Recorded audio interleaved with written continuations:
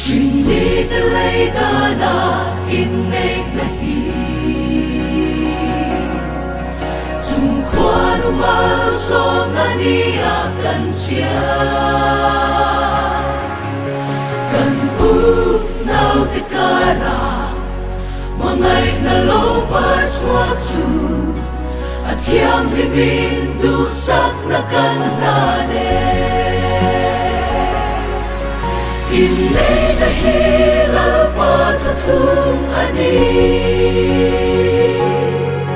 Singfa tituk samay ani silaw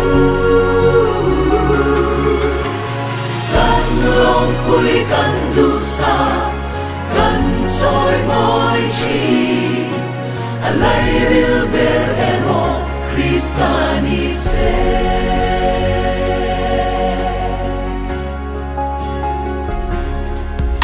Tungkwan umalsom na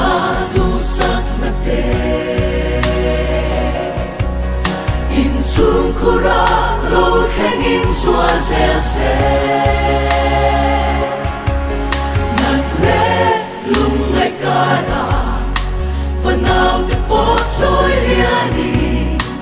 Mamay na di inkara furense Inay dahilal patatung ani Singfa tituk samay ani silaw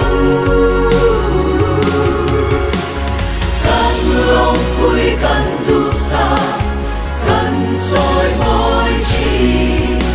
Alay rilber eno Kristanise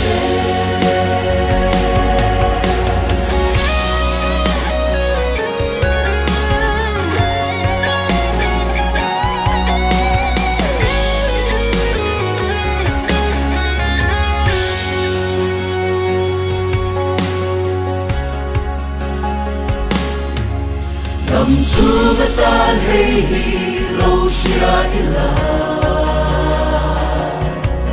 Pinpangayan, pinangit siya duni